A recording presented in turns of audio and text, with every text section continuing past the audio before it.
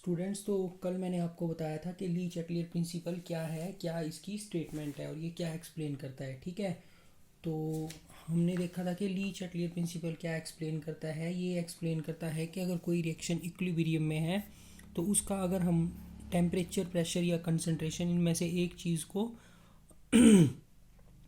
Very करेंगे तो equilibrium किस डायरेक्शन में शिफ्ट करेगा। बोलने का मतलब है वो फॉरवर्ड डायरेक्शन में शिफ्ट करेगा या बैकवर्ड में। तो मैंने आपको पहले बताया था कि equilibrium constant simply is the ratio between the अगर ए और बी रिएक्टेंट हैं और सी और डी प्रोडक्ट हैं तो it is the simply the ratio between the product of the concentration of the products to the reactants. ठीक है, तो अब यहाँ पे हम देख सकते हैं कि इक्वल की जगह अगर मैं साइन ऑफ प्रोपोर्शनलिटी यूज़ करता हूँ तो हमें पता चलेगा कि equilibrium constant directly proportional to the concentration of the products. तो बोलने का मतलब है कि अगर हमारे पास कोई भी वेरिएबल है, जैसे टेम्परेचर है या प्रेशर है या कंसंट्रेशन है, इनमें से किसी को भी हम चेंज करते हैं। चेंज करने का मतलब है इंक्रीज़ या डिक्रीज़ करते हैं। तो इंक्रीज़ या डिक्रीज़ करने से इक्विलिब्रियम कांस्टेंट की वैल्यू पे क्या फ़र्क पड़ेगा। तो ऑब्वियसली इसकी वैल्यू या तो इंक्रीज़ होगी या डिक्रीज़ होगी। ठीक है, तो इंक्रीज़ या डिक्रीज़ होने का मतलब है कि के की वैल्यू अगर इंक्रीज़ हो रही है तो ये directly proportion it is directly proportional to the product of C and D. या बोलने का मतलब है कि K is directly proportional to the concentration of the products. ठीक है, तो प्रोडक्ट की कंसंट्रेशन फिर इंक्रीज़ होगी अगर के इंक्रीज़ हो रहा है। ठीक है, तो बोलने का मतलब है कि प्रोडक्ट्स की कंसंट्रेशन भी क्या होगी, इंक्रीज़। अगर के डिक्रीज़ हो रहा है तो प्रोडक्ट्स की कंसंट्रेशन क्या कर जाएगी, डिक्रीज़ कर जाएगी। और के की वैल्यू जो है इन्वर्सली प्रोपोर्शनल टू है रिएक्टेंट्स के। तो इसी तरह अगर के की वैल्यू इंक्रीज़ होगी तो ए और बी की वैल्यू डिक्रीज़ कर जाएगी। ठीक है, तो मैं यहाँ लिख देता हूँ ए एंड बी क्या कर जाएगा, डिक्रीज़। तो उसी तरह अगर यहाँ पे क्या होगा, ए और बी की वैल्यू इंक्रीज़ कर जाएगी क्योंकि के से प्रोडक्ट्स की कंसंट्रेशन डायरेक्टली रिलेटेड है एज़ पर दी साइन, और रिएक्टेंट्स की कंसंट्रेशन इन्वर्सली रिलेटेड है। ठीक है, तो आज मैं आपको बताऊंगा कि तीन जो वेरिएबल है टेम्परेचर, प्रेशर एंड कंसंट्रेशन, ये किस तरह से अफेक्ट करते हैं इक्विलिब्रियम कांस्टेंट को। तो बोलने का मतलब है इक्विलिब्रियम कांस्टेंट को, और फर्दर इक्विलिब्रियम कांस्टेंट किससे रिलेटेड है, the concentration of the products and the concentration of the reactants. तो किस तरह से ये रिलेट करता है। तो सबसे पहले हम देखेंगे concentration, effect of change of concentration on equilibrium. तो लेट अस से हमारे पास कोई रिएक्शन है that is A and B are going to react and they are producing C and D. तो अगर इस रिएक्शन में हम बोलें कि अगर हम एट रिएक्शन इक्विलिब्रियम पे हैं और इसमें ए या बी को हम ऐड करते हैं। ठीक है, ए या बी को हम रिएक्शन अभी इक्विलिब्रियम सेटअप हो गया कि हमने पहले क्या किया, एक स्पेसिफाइड अमाउंट ऑफ ए और बी लिया और उसको मिक्स कर दिया। तो मिक्स करने से क्या हुआ, रिएक्शन फॉरवर्ड डायरेक्शन में जाने लगा और सी और डी बन गए। पर एक टाइम के बाद मैंने आपको बताया कि ये एक इक्विलिब्रियम इस्टेब्लिश हो गया। इक्विलिब्रियम इस्टेब्लिश होने का मतलब है कि एक रिवर्सिबल रिएक्शन स्टार्ट हो गया जहाँ पे सी और डी आपस में रिएक्ट करके फिर से ए और बी बनाने लगे। तो जब वो इक्विलिब्रियम इस्टेब्लिश हो गया तो उस टाइम हमने क्या किया, इसमें ए या बी ऐड किया। ठीक है, तो ली चैटलियर प्रिंसिपल के अकॉर्डिंगली क्या होगा, तो the effect will be two, तो हमने कल मैंने आपको जो ली चैटलियर प्रिंसिपल की डेफिनेशन बताई थी उसमें मैंने आपको बताया था, if a system in equilibrium is subjected to a change of concentration, temperature और pressure, the equilibrium shifts in a direction that tends to undo the effect of the change imposed. तो मैंने वहाँ अंडू की जगह एक word और लिखा था, कंज्यूम। ठीक है, तो कंज्यूम का मतलब है कि जो हमने चेंज टेम्परेचर, प्रेशर या कंसंट्रेशन में जो चेंज इंड्यूस किया की फॉर्म में जो चेंज इंड्यूस किया इक्विलिब्रियम पे, इम्पोज किया इक्विलिब्रियम पे हमने जो चेंज, तो वहाँ पे वो चेंज जो है वो कंज्यूम हो जाना चाहिए। ठीक है, तो हमने अगर रिएक्टेंट ऐड करने हैं तो ऑब्वियसली रिएक्टेंट है यहाँ पे ए और बी। तो मान लो मैंने ए इसमें और ऐड कर दिया। ठीक है, इसी इक्विलिब्रियम में मैंने और ज़्यादा ए का एडिशन किया। ठीक है, तो ए का एडिशन करने का मतलब है कि ए कंज्यूम हो रहा है, वो किसके साथ रिएक्ट कर रहा है, बी के साथ। तो ए और ए ज़्यादा ऐड किया, ए बी के साथ कंज्यूम हो रहा है, तो वो क्या बनाएगा फिर, सी और डी। तो बोलने का मतलब है सी और डी की कंसंट्रेशन क्या हो जाएगी, बढ़ जाएगी। ठीक है, तो बोलने का मतलब है कि अगर हम ए को ऐड करेंगे इसमें या किसी भी रिएक्टेंट को ऐड करेंगे तो इक्विलिब्रियम की शिफ्ट में डायरेक्शन में शिफ्ट कर जाएगा फॉरवर्ड डायरेक्शन में। ठीक है, क्योंकि इक्विलिब्रियम कांस्टेंट तो हमने बोल दिया के, पर हमें पता कैसे चलेगा फिजिकली, हम जब लैब में काम करेंगे तो हमें पता चलेगा कि सी और डी की कंसंट्रेशन वहाँ पे बढ़ गई। ठीक है, तो यहाँ पे the equilibrium will shift in the forward direction. अगर उसी तरह अगर हम सी या डी की कंसंट्रेशन इंक्रीज़ करेंगे, इसमें सी या डी ऐड करेंगे जैसे हमने ए या बी ऐड किया था यहाँ पे, तो उसी तरह अगर हम इक्विलिब्रियम पे सी या डी ऐड करेंगे, सी और डी, ठीक है, यहाँ पे और ज़्यादा ऐड करेंगे तो ये कंज्यूम करेगा रिएक्शन सी और डी को। तो सी और डी जब कंज्यूम हो रहे हैं तो हमारे पास क्या हो रहा है, रिएक्शन ये बैकवर्ड डायरेक्शन में जा रहा है और ए और बी की कंसंट्रेशन को इंक्रीज़ कर रहा है। ठीक है, तो अगर हम बोलने का मतलब है कि effect of the change of the concentration on reaction equilibrium is that कि increase in the concentration of A और बी और reactants will lead to the forward direction। ठीक है, फॉरवर्ड डायरेक्शन होने का मतलब है कि हमारे पास क्या होगा, प्रोडक्ट की कंसंट्रेशन बढ़ जाएगी। ठीक है, और उसी तरह अगर सी और डी को मैं यहाँ ऐड करता हूँ, इंक्रीज इन द सी और डी और products, this will lead to the reverse reaction, backward reaction. ठीक है, तो इसका एक एग्जांपल है आपकी बुक में दिया हुआ कि जब हमारे पास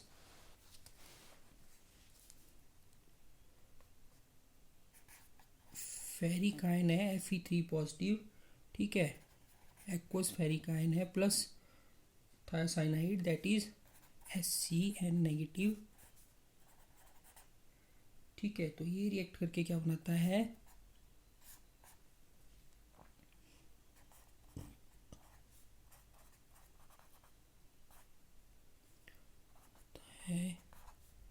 कॉम्प्लेक्स फॉर्मेशन करता है ये। ठीक है, तो ये वाला कॉम्प्लेक्स बनाएगा। तो हम बोलेंगे कि अगर हम रिएक्टेंट साइड में, ठीक है, इसका रिएक्शन का हमें पता कैसे चलता है, ये रिएक्शन इसलिए बताया क्योंकि ये फिजिकली हम इसको चेक कर सकते हैं कि रिएक्टेंट प्रोडक्ट की कंसंट्रेशन किसकी इंक्रीज हो रही है, डिक्रीज। कैसे, जैसे फेरिक जो आयन है इसका कलर है पेल येलो, ठीक है, और थायोसाइनाइड इज कलर लेस, इसका कोई कलर नहीं होता। जो कॉम्प्लेक्स है दैट इज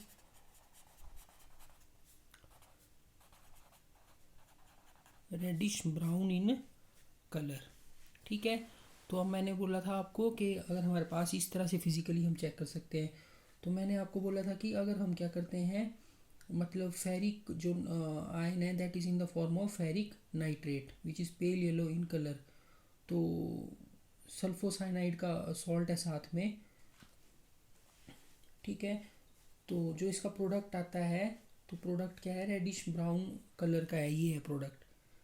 ठीक है, तो अगर हम इस सॉल्यूशन में ज़्यादा फेरिक सॉल्ट ऐड करेंगे, जैसे हमने यहाँ पे ए और बी की कंसंट्रेशन ये देखो बढ़ाई थी, तो यहाँ पे जब हम फेरिक सॉल्ट ऐड करेंगे तो ये क्या करेगा, इक्विलिब्रियम को उस तरफ ले जाएगा जहाँ पे ये चेंज कंज्यूम हो रहा है। ठीक है, तो ये तो हमने बाहर से मैनुअली ऐड किया इसमें फेरिक आयन सॉल्यूशन में, इस रिएक्शन मिक्सचर में। ठीक है, तो जब हमने इसमें फेरिक सॉल्ट सॉल्यूशन ऐड किया तो क्या हुआ, the colour of the solution क्या हो जाएगा, डार्कर हो जाएगा। ठीक है, मतलब पेल येलो कलर कम हो जाएगा और रेडिश ब्राउन कलर क्या है, इसकी इंटेंसिटी इंक्रीज़ हो जाएगी। तो इंटेंसिटी इंक्रीज़ होने का मतलब क्या हुआ कि ये चीज़ यहाँ पे और ज़्यादा बढ़ गई। तो ये कहाँ से बढ़ी, ये बनी इन दोनों के रिएक्ट करने से। तो ये दोनों रिएक्ट कर रहे थे पहले, एक मतलब स्टार्टिंग में जो आपने बीकर में क्या किया, फेरिक नाइट्रेट थायोसाइनाइड रिएक्ट करवाया, मिक्स किया एक्वस सॉल्यूशन, देखो यहाँ हमने लिखा है AQ। ठीक है, तो एक्वस सॉल्यूशन था, तो इसमें कुछ कलर आपको कौन सा दिखाई देगा, ये पेल येलो। ठीक है, पेल येलो कलर दिखाई देगा, कुछ कलर आपको ये रेडिश ब्राउन दिखाई देगा। पर जब आप इसमें एक्स्ट्रा फेरिक नाइट्रेट ऐड करोगे तो यहाँ पे ये जो रेडिश ब्राउन कलर है इसकी इंटेंसिटी इंक्रीज़ हो जाएगी। तो इंटेंसिटी इंक्रीज़ क्यों हुई, बिकॉज यहाँ पे क्या हो गया, इक्विलिब्रियम डिस्टर्ब हो गया जब आपने बाहर से इसको ऐड किया एक्स्ट्रा। तो इक्विलिब्रियम डिस्टर्ब होने की वजह से मैंने आपको बताया था तो इक्विलिब्रियम क्या है, वो शिफ्ट हो जाएगा, शिफ्ट हो जाएगा, ठीक है। तो उसकी वैल्यू बढ़ जाएगी, ठीक है।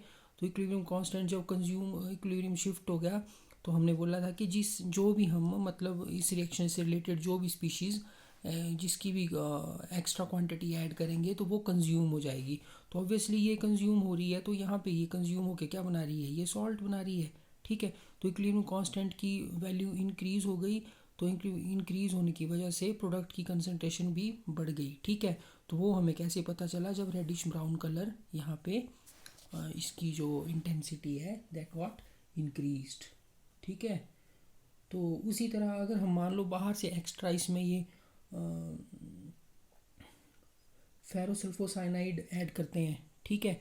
तो फेरोसल्फोसाइनाइड जब हम ऐड करेंगे बाहर से एक्स्ट्रा इसमें, तो ये क्या करेगा, यहाँ पे पेल येलो कलर की इंटेंसिटी बढ़ जाएगी। ये पेल येलो मैंने आपको भी बताया था बिक्कर में, ठीक है। तो वो क्यों बढ़ी, क्योंकि हमने ऐड तो ये किया, फेरोसल्फोसाइनाइड सॉल्ट ऐड किया, तो इंटेंसिटी तो रेडिश ब्राउन कलर की बढ़नी चाहिए थी, पर ऐसा नहीं हुआ। क्यों हुआ, क्योंकि यहाँ पे क्या बोला था हमने ली चैटले प्रिंसिपल में कि जो भी हम चेंज इम्पोज करेंगे इक्विलिब्रियम पे तो वो उस चेंज को कंज्यूम कर लेगा, ठीक है। तो ये कंज्यूम हो गया, तो ये चेंज, तो यहाँ पे क्या बना आपके पास है, इनकी कंसनट्रेशन पेल येलो कलर बढ़ गया, इसका मतलब है आपके पास फेरिक की कंसनट्रेशन इंक्रीज हो गई, ठीक है। तो इस तरह से और भी एग्जांपल है, आप वहाँ से भी समझ सकते हो, एक्सरसाइज में दिए हुए हैं, अगर आपको पता नहीं चलता है तो आपने पूछ लेना है मेरे से, ठीक है।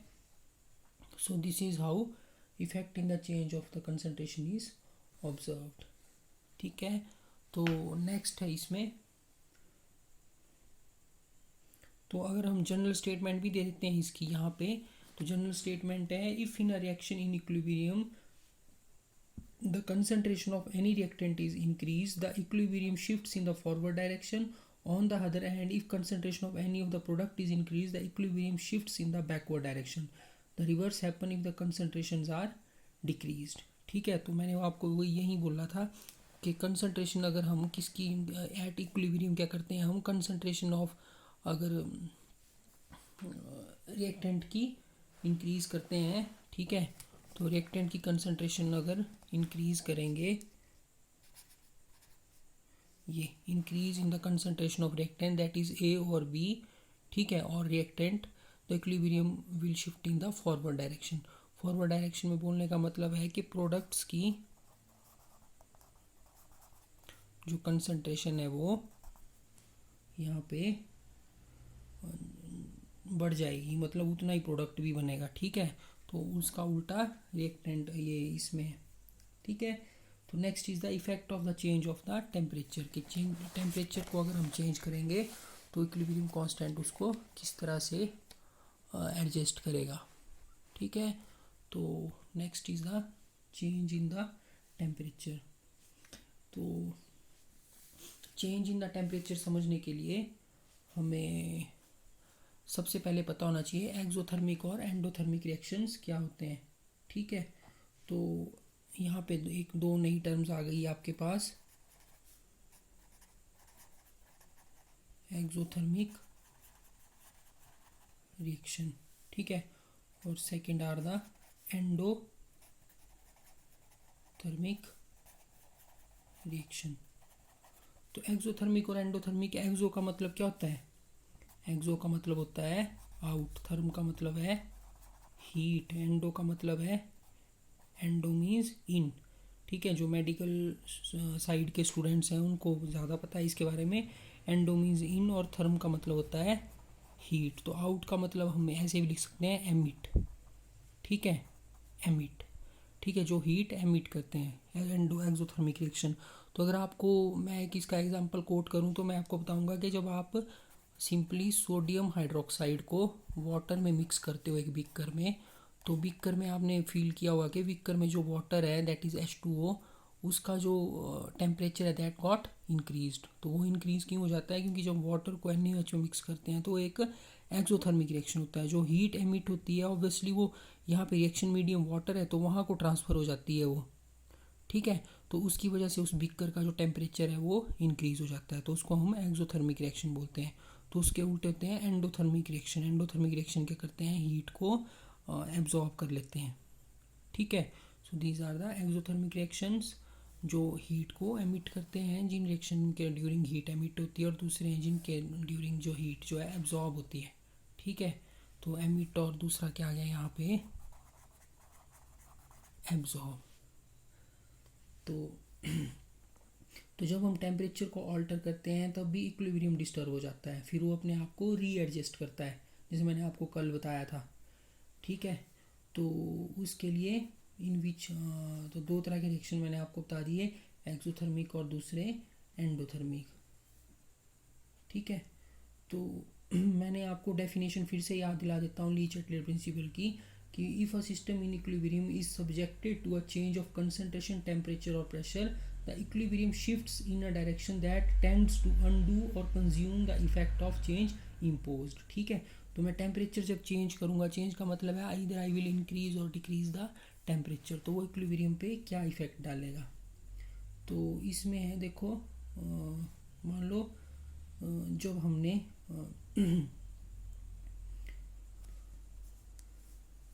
ये रिएक्शन करवाया N2 gaseous plus H2 gaseous, ठीक है। तो ये एक रिवर्सिबल रिएक्शन है और ये बनाता है एमोनिया, 2 मोल्स ऑफ एमोनिया। तो यहाँ पे क्या आएगा, 3 मोल्स ऑफ हाइड्रोजन। तो एमोनिया इज़ अ गैस और यहाँ पे डेल्टा H, ठीक है, जो कि हमें रिएक्शन के डेल्टा जो हीट चेंज है उसके बारे में बताता है, एंथैल्पी चेंज, ठीक है।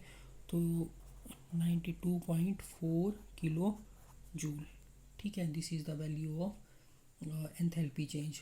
तो इसको अगर हमने डेल्टा एच का साइन नहीं लिखना हो तो हम ऐसे लिखेंगे, N2 gaseous will react with the 3 moles of hydrogen gaseous in a reversible reaction to give 2 moles of ammonia in gaseous state plus 92.4 kilo joule, ठीक है।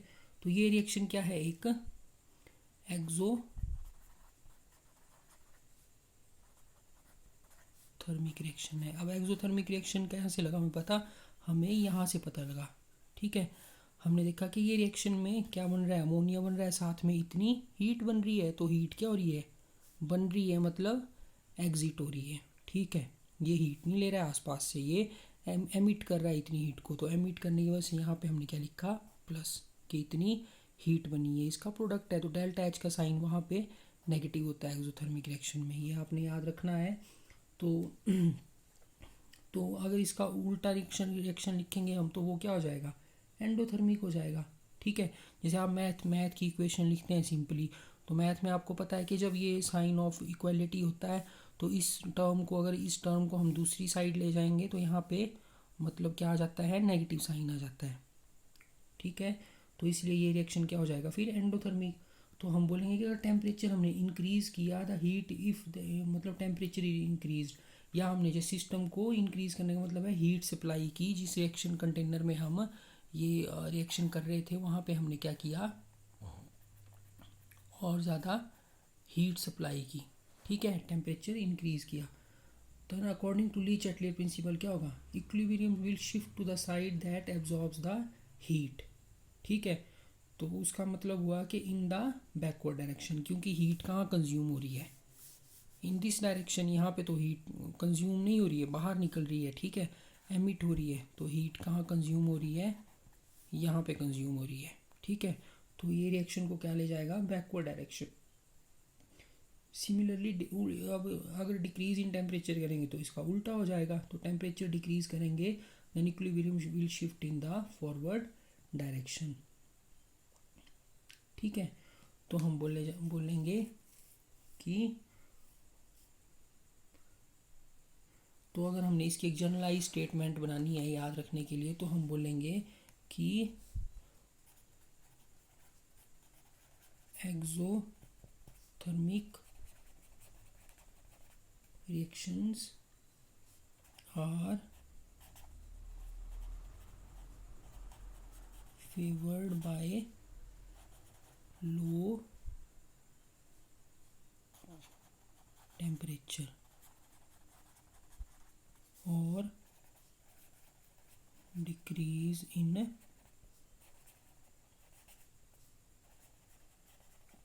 टेम्परेचर। ठीक है, तो इसका उल्टा जो है वो इसका उल्टा मतलब इसका रिवर्स जो है वो एंडोथर्मिक रिएक्शन के लिए अप्लाई हो जाएगा। तो इसलिए आपने हमेशा सबसे पहले आपको क्या याद होना चाहिए, ली चैटलियर प्रिंसिपल की बेसिक स्टेटमेंट।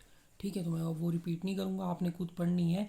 तो चेंज हम इक्विलिब्रियम कांस्टेंट पे कभी भी अप्लाई करेंगे, वो चेंज क्या करेगा, इक्विलिब्रियम कांस्टेंट हमेशा कंज्यूम करेगा। तो कंज्यूम करने से क्या हो जाएगा वो, ठीक है, कंज्यूम करने से उसका इफेक्ट कहीं ना कहीं रिएक्शन में दिखेगा। तो रिएक्शन में दिखेगा या तो रिएक्टेंट की तरफ दिखेगा या प्रोडक्ट की तरफ दिखेगा, क्योंकि फिजिकली तो यही चीज़ें हैं एक रिएक्शन में। तो वो हम केस बाय केस स्टडी करेंगे। अब बचा इफेक्ट ऑफ द प्रेशर, तो वो हम नेक्स्ट टाइम करेंगे। ठीक है, थैंक यू।